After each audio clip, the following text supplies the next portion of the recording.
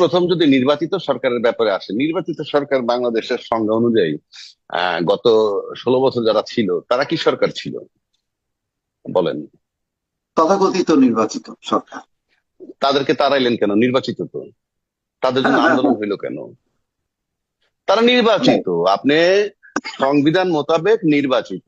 আপনারে ভোটে Right. রাখছি, আপনি গেলেন না, তো আমি কি করব? হুম, কি হুম, হুম, প্লেন হুম। জবাব ছিল! জি, নোমবাটা জি, ছিটছেন আপনার, কেউ তো লোম টাচ করতে পারেননি। জি। একটা লোক কোনো লোম টাচ করতে পারছে? না।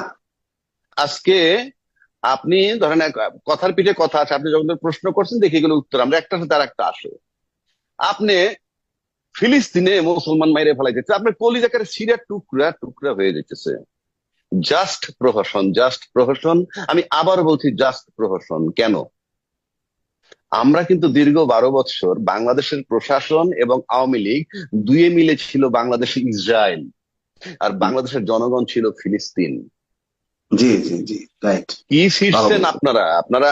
আপনারা সাংবাদিকরা কি ছিঁড়ছিলেন? আমি রাজ্জাকি কি ছিঁড়লাম? হুম, দেশবাসী হুম, কি হুম। ছিল?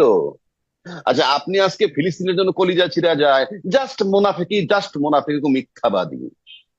কারণ ফিলিস্তিনিদের জন্য যারা মাঠে লুটেরারা নামছে, তাদের তাদের ফিলিংসটা হাস্যকর। কেন? আপনি বাটার দোকান লুট করলেন, আপনি হুম, কেএফসি ভাঙলেন, হ্যাঁ, আপনি তৌহিদি জনতা, আপনার ভিতরে বারুদের মতো তীব্র প্রতিবাদ। ভালো কথা, আমরাও টেবিল টকে বসি, নানান জায়গায় আড্ডা মারি, আপনিও মারেন। আপনি কি বলেন? যে ফিলিস্তিনের উপরে আসলে অবিচার হচ্ছে। Correct, 100% correct. অন্যায় হচ্ছে, জুলুম হচ্ছে। বাট আপনার মা রেপ্ট হচ্ছে, আপনার বোন রেপ্ট হয়েছে, আপনার বিনা বিচারে হত্যা হয়েছে, আপনার এখানে আয়নাগর ছিল, তখন আপনাদের বারুদ কোথায় ছিল? আপনি আয়নাগর চিনেন নাই? কোথায় আয়নাগর? আমি আবারও বলছি, প্রশাসন আর আওয়ামী লীগ ছিল ইসরায়েল বাংলাদেশের। কি সিট ছিলেন আপনারা? You don't have any right. হাস্যকর। I hate like anything. Feelings অন্য জিনিস। ফিলিস্তিনিদের জন্য আমার ফিলিংস আছে, ফিলিস্তিনিদের জন্য আপনার ফিলিংস আছে। কিন্তু যে লুটেরা গিয়ে বাটার দোকান লুট করে, যদি ভেঙে চুরে জ্বালায় পড়ে যাইতো, বুঝতাম জুতা চুরি করে নিছে, তো খাবার লয়ে গেছে, প্লেট লয়ে গেছে, তার মানে কি? তার মানে আপনি লুট করতে নামছেন। কখন? যখন আমার বিদেশিরা এখানে সম্মেলনে বসছে, বিনিয়োগের হুম, সম্মেলন, তখন। ফলোইং ডেতে আবার কি হয়েছে? হাইওয়ের উপরে গার্মেন্টস শ্রমিক ছাঁটাই নিয়ে আন্দোলন। কই, এই মুহূর্তে তো এগুলা নাই।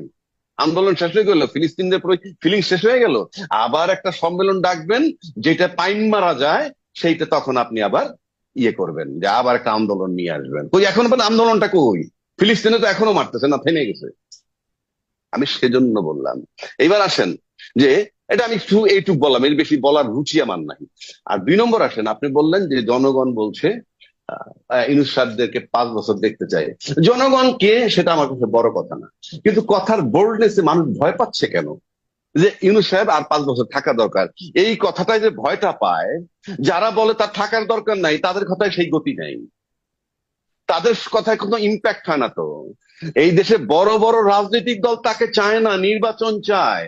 নির্বাচনের জন্য সিটিং ও করে, করুক 100 ভাগ। আমিও তো বলি, অযোগ্য সরকারকে তাড়ায় দেন, মাই চ্যালেঞ্জ, তাড়ায় দেন। আমি আপনাদের সাথে থাকবো যদি আপনার আন্দোলন যৌক্তিক হয়, মাঠে নামতে পারেন। একবারও আমি বলি নাই ইউনূস সাহেব দেবতা না। ইউনূস সাহেব দেবতা না, আপনি ইউনূস সাহেবকে নামায় দেন না মাঠে নেমে। আপনি আদায় করতে পারবেন, আপনি 12 বছর কিছু করতে পারেননি। এবং মাথার তাজ হুম। যিনি ছিলেন সবচেয়ে বড় দলের, সেই মাথার তাজটাকে মাত্র 2 কোটি টাকা এদিক সেদিক করার কারণে যখন তাকে 7 বছর জেল খাটাইছিল, সেই মাথার তাজের জন্য আপনারা কি করতে পেরেছেন? সেই মাথার তাজ যখন বিদেশে চিকিৎসার জন্য কাকুতি জানাচ্ছে, তখন তার সাথে ডালপালা সবাই কিন্তু বিদেশে বারবার গিয়ে চিকিৎসা করে। মাতুল্য নেত্রীর জন্য কোনো ফিলিং ছিল না। হুম, হুম। যে তাদের মাতুল্য নেত্রী যে যেতে পারে না, কোথায় টাচ করেছিল তাদের? আমি কিন্তু খুব দুঃখে কথাটা বলতেছি, কোনো হুম, প্রেমে না, কারো হুম, বিরুদ্ধে হুম, নয়। হুম, খালেদা জিয়া একজন অসাধারণ মহিলা, আপসীর নেত্রী তাকে বলা হয়। তার যেটুক দুঃখ ঘুষাই দিছে এই ছাত্ররা, প্রফেসর ইউনূস এবং আর্মি চিফ তার বাসায় গিয়ে। এরপরে কি এক চুল দুঃখ কেউ দূর করতে পারছে তার আর? হুম, হুম, হুম, আমি কিন্তু মনের দুঃখে বলতেছি, আমি হুম, কারো বিরুদ্ধে বলছি না। হুম, হুম। তাহলে যারা বলে ইউনূস সাহেব আরো 4 বছর থাকুক, 5 বছর থাকুক, কেউ কয় সারা জীবন থাকুক, কেউ কয় 50 বছর থাকুক, আমি একবার এখন পর্যন্ত বলিনি বিকজ আই প্রেফার ইলেকশন। হুম, হুম, আমি একজন গণতান্ত্রিক মানুষ হিসেবে আমি ইলেকশন প্রেফার করি। ইউনূস সাহেব যোগ্য লোক কিন্তু দেবতা নন, তারও ভুল হইতেছে বা হইতে পারে। কিন্তু যারা তাকে রাখতে চান না, চ্যালেঞ্জ, এই লোক অযোগ্য, নির্বাচন পর্যন্ত আরেকটা লোক আনেন না যিনি 3 মাসে নির্বাচন দিয়ে, আরেকটা লোক আনেন, কেউ তো নাম বলতে পারতেছে না, একটা লোকের নাম বলুন। আপনি আপনার একটা নেতাকে কেন স্যাটায়ার করবেন উইদাউট এনি লজিক? আমি আবারও বলছি, ইউনূস সাহেব আমি দেবতা মনে করতেছি না। ট্রাম্প সাহেব যখন সারা বিশ্বের জন্য শুল্ক বাড়িয়ে দিলেন, সারা পৃথিবীতে হাহাকার শুরু হয়ে গেল। কি হাহাকার, কি করবে? তখন কেউ কেউ না 70-75 জন নাকি তার কাছে বিভিন্ন ভাবে মেইল করুক, ফেসবুকে দেখ, টুইটারে দেখ, যেভাবেই দেখ, নানান জনে দাবি করছে কি, যে ইয়ে করে দেন, অর্থাৎ শুল্কটা কমিয়ে দেন। কেউ বলছে শুল্ক শূন্যের কোঠায় নেন, ইত্যাদি ইত্যাদি দাবি ছিল। ইউনূস সাহেব তো একটা চিঠি লিখলেন কি, 3 মাসের জন্য স্থগিত রাখতে, যেটা খুব সহজ কাজ এবং যেটা খুব কৌশলী। কেননা আপনি যখন ট্যারিফ বাড়াই দিবেন, কি কি যুক্তিতে বাড়াইছেন সেটাকে আবার চট করে ট্যারিফ কমাই দিবেন, এটার জন্য সময় লাগে। কিন্তু হুম, যদি আপনি স্থগিত রাখেন for few days, few month, তাহলে কিন্তু আপনার আদেশ হুবহু একই রয়ে গেল, কিন্তু আপনি আপাতত স্থগিত করলেন। হুম, হুম, এখন স্থগিত করলেন কি, চায়নাকে বাদ দিয়ে সারা বিশ্বের জন্য। বাংলাদেশের লোক, বাংলাদেশের সোশ্যাল মিডিয়ার লোক, নাম বলার দরকার নাই, কেউ কেউ বলছেন ঝড়ে বক মরে ফকিরের কেরামতি। এবারে আমি মেনে নিলাম রে ভাই, বকটা তো মারা গেছে, বকটা তো মারা গেছে। 2 নম্বর আসেন, কেউ কেউ বলছে এই যুগে চিঠি চলে না, তাকে বেকুব বলতে আমার ঘৃণা হয়। এই যুগে চিঠি লাগে না, চিঠির দরকার নাই তো। যেই চিঠিটা আমরা দেখছি সেটাকে তো পিডিএফ ফর্মে ট্রাম্পের বাসায় পাঠিয়ে দেওয়া যায়, যত জায়গায় পাঠায় দেওয়া যায়। এটা it's a question of 2-3 seconds বা 2-3 মিনিটস। 1 নম্বর।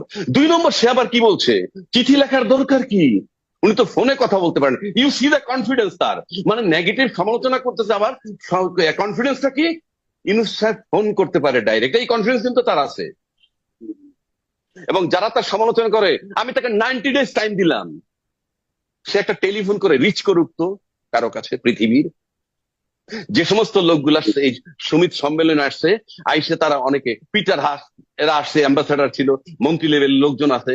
ইউনূসকে আমি দেখি না ইউনূস সাহেবের সামনে কেউ পা তুলে বসুক। আর যারা আমরা নিন্দা করতেছি, সমালোচনা করতেছি, একটা দাওয়াতও আমি পাই নাই, আমাকে একটা দাওয়াতও তো দেয় নাই। একটা কথার কথা বলছি, আমি বলছি না, আমি আবারও বলছি ইউনূস দেবতা নয়, কিন্তু আমি যে লোকটা পাইছি, সে লোকটা যে সমালোচনা করব, যে সমালোচনা করতে, সেই বলতেছে উনি তো ফোনে কথা বলতে পারতেন। বাংলাদেশের আর একটা সেকেন্ড ম্যানের নাম বলুক তো, যার সম্পর্কে বলবে আপনি একটু ট্রাম্পে ফোন করেন। কিন্তু আপনি আমি সমালোচনা করি, ফাইন, এটা সমালোচনা তো লজিক থাকতে হবে। এখন আসেন, কেউ কেউ আবার এও বলছেন এক নিন্দু কি, যে আমেরিকাতে সে খুব ভালো বোঝে মানসিক ভাবে, তাই সে বুঝতে পারছে কি করতে হবে। আমি আরো ন্যাকেট করে বলি, আপনি ধরা যাক যে ট্রাম্প প্ল্যান করছে ইউনূসকে দিয়া, যে তুমি একটা চিঠি লিখো, তারপরে কমায় দিব, মানে স্থগিত করে দিব, তাতেই বা লোকসান কি, তাতেই বা আমার লোকসানটা কি? 3 মাসের জন্য তো স্থগিত হয়েছে।